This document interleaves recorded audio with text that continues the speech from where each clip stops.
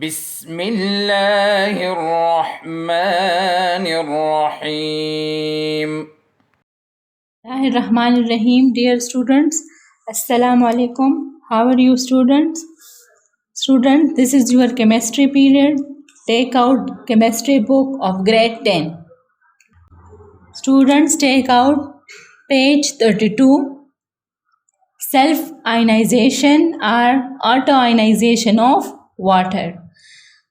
Student, today we discuss about the self-ionization or auto-ionization of water. Before starting this topic, first I repeat the previous lecture. In previous lecture, we discussed about different concepts of acid and bases, Arrhenius concept, Lowry-Bronsted concept, and Lewis concept. Today we discuss about self-ionization or auto-ionization of water. For self-ionization, we take pure water. For the explanation of self-ionization, we take pure water which having no impurity, जो बिल्कुल pure हो. अब हमारे पास जो pure water होता है वो weak electrolyte होता है. What is electrolyte? Electrolyte you discuss in class 9 कि हमारे पास ऐसे सब्सटेंस जिससे इलेक्ट्रिक करंट जो है वो पास हो सकता हो, जिसको हम अगर आयनाइज कर भी लें तो उससे इलेक्ट्रिकल कंडक्शन हो सकती है. सो प्योर वाटर जो है उसमें equal number of hydrogen and hydroxyl ion होते हैं, इसलिए ये हमारे पास वीक इलेक्ट्रोलाइट होता है. Let's consider the equation. H2O जब ये पानी का मॉलिक्यूल डिसोसिएट हो जाए तो ये हमें एक हाइड्रोक्सिल और एक हाइड्रोजन आयन देता है. इसलिए हम कहते हैं, अब यहाँ पे देखें कि it having equal number of hydrogen and hydroxyl ion, so they cancel out the effect of one another. इसलिए हम कहते हैं कि हमारे पास जो प्योर वाटर है वो वीक इलेक्ट्रोलाइट है. उसमें इलेक्ट्रिकल कंडक्शन तो होती है लेकिन स्मॉल एक्सटेंट से, इतनी ज्यादा नहीं होती. Pure water undergo self ionization. अब इलेक्ट्रिकल कंडक्शन भी स्मॉल एक्सटेंट में होती है और यही प्योर वाटर जब सेल्फ आयनाइज होता है, आयनाइजेशन करता है, तो वो स्मॉल एक्सटेंट में करता है. क्यों? क्योंकि यहाँ पे आप देखें कि इसमें एक ही हाइड्रोक्सिल आयन है और एक ही हाइड्रोजन आयन है. For explanation of self ionization we consider two molecule of water. जब दो मॉलिक्यूल आपस में एक दूसरे के साथ रिएक्शन कर लें और एक वाटर का मॉलिक्यूल अपना हाइड्रोजन दूसरे वाटर के मॉलिक्यूल को डोनेट करे, तो इसको डोनेट करने के बाद हमारे पास प्रोडक्ट में हाइड्रोनियम आयन बनेगा और इसके साथ एक हाइड्रोक्साइड आयन.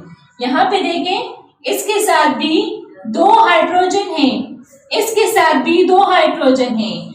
ये एक मॉलिक्यूल जब अपना एक हाइड्रोजन इसको दे दें तो इसके साथ कितने हाइड्रोजन हो जाएंगे? 3 hydrogen. So it form H3O और एक यहाँ पे हमारे पास अब इस वाटर के मॉलिक्यूल में एक हाइड्रोजन है और एक हाइड्रोक्सिल है.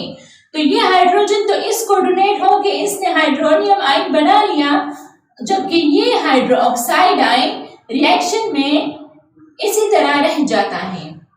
अच्छा, जब दो वाटर के मॉलिक्यूल प्रोड्यूस कर लेते हैं आयन, यहाँ पे देखिए इन दोनों ने रिएक्शन किया और हमारे पास आयन बन गए, तो इसको हम कहते हैं, इस प्रोसेस को सेल्फ आयनाइजेशन ऑफ वाटर.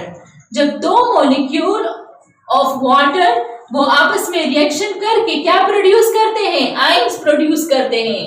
कौन कौन से ion? Hydronium ion and hydroxide ion. Ion produce करके अब आयनाइजेशन हम इसको क्यों कहते हैं? क्योंकि ये हमारे पास पानी के मॉलिक्यूल क्या हुए? आयनाइज हुए, आयन प्रोड्यूस कर लिया, इसलिए हम इसको कहते हैं self ionization of water. Students, pure water is weak electrolyte. Why it is weak electrolyte? Because it contains equal number of hydroxide ion and hydrogen ion. So these ion cancel out the effect of one another.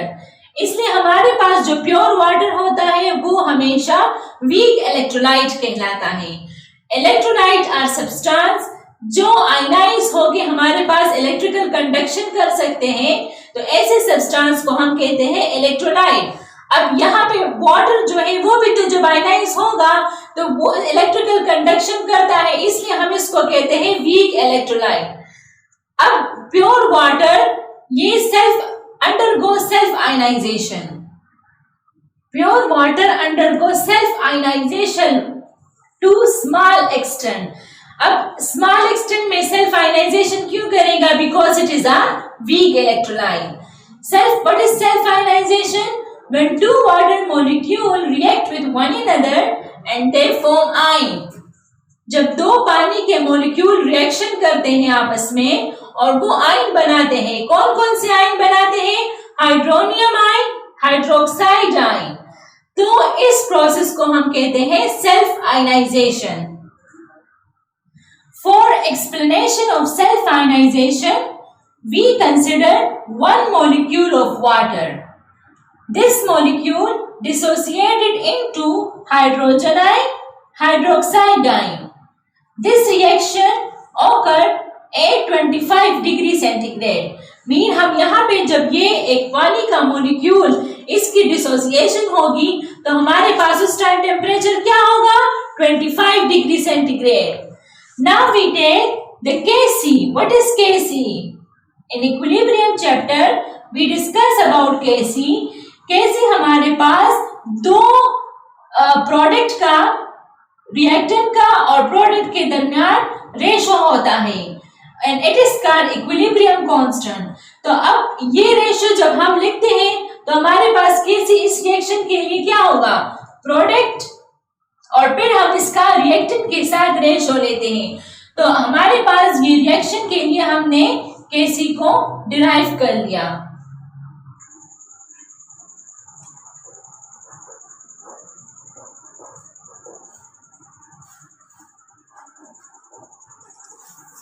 We write the Kc expression for this reaction.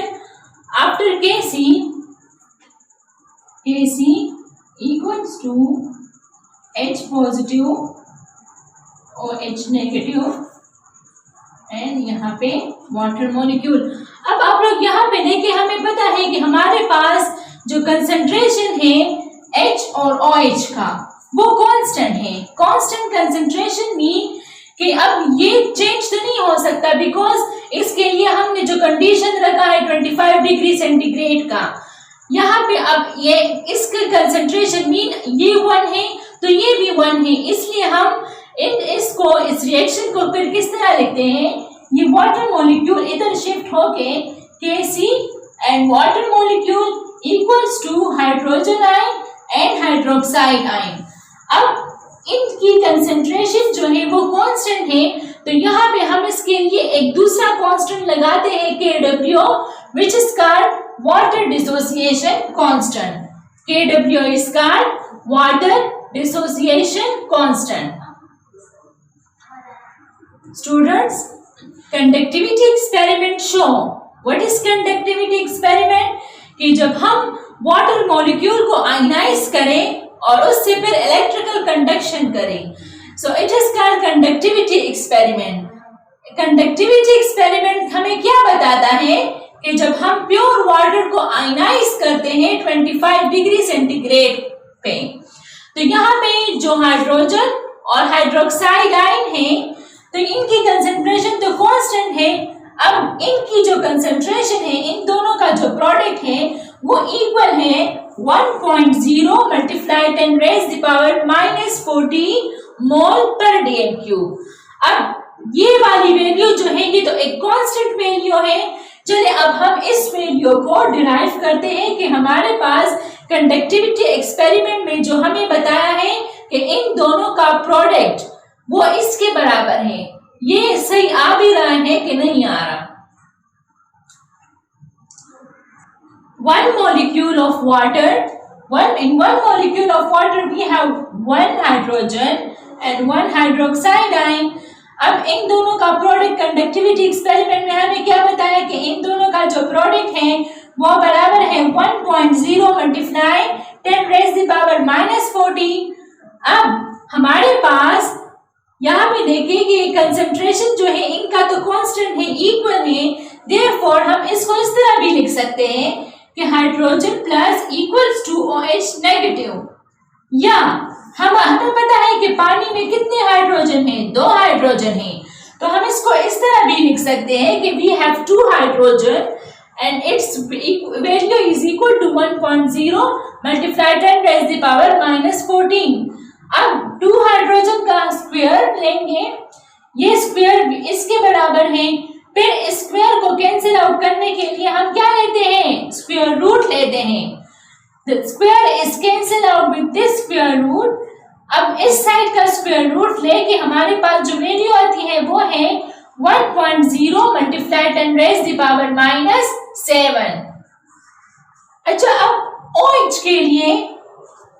के लिए जो value है वो भी इसके बराबर है 1.0 multiply 10 raise the power -7। लेकिन किस तरह, अब हम इसको डिराइव करते हैं। यहाँ पे देखें कि the product of hydrogen and hydroxide ion is equal to, हमने क्या कहा था कि ये किसके बराबर है, 1.0 मल्टीप्लाई 10 रेज़ द पावर -14। ये हमें कंडक्टिविटी एक्सपेरिमेंट में बताया गया था। अब जब हाइड्रोजन के लिए हमारे पास क्या है 1.0 मल्टीप्लाई 10 रेज़ द पावर -7, तो इनकी कंसंट्रेशन, दोनों की कंसंट्रेशन तो सेम थी ना, इसीलिए जब ये इसके बराबर है तो OH भी इसी के बराबर होगा। अब हम ये हाइड्रोजन की वैल्यू और हाइड्रोक्साइड की वैल्यू इस वाले इक्वेशन में पुट करते हैं। KW, अब यहाँ पे हाइड्रोजन की जो वैल्यू आई थी वो क्या थी, 1.0 मल्टीप्लाई 10 रेज़ द पावर -7। इसी तरह हाइड्रोक्साइड आयन की क्या थी, 1.0 मल्टीप्लाई 10 रेज़ द पावर -7। इन वैल्यू को, इनका जब प्रोडक्ट लिया जाता है तो इससे हमारे पास आता है 1.0 मल्टीप्लाई 10 रेज़ द पावर -14। अब देखिए कंडक्टिविटी एक्सपेरिमेंट में जो बताया गया था कि जो हमारे पास हाइड्रोजन का और हाइड्रोक्साइड आयन का प्रोडक्ट है वो बराबर है 1.0 मल्टीप्लाई 10 रेज़ द पावर -14। तो ये वैल्यू हमने इसके लिए डिराइव कर ली and the KW is called water dissociation constant। Students, today we discuss the self-ionization or auto-ionization of water.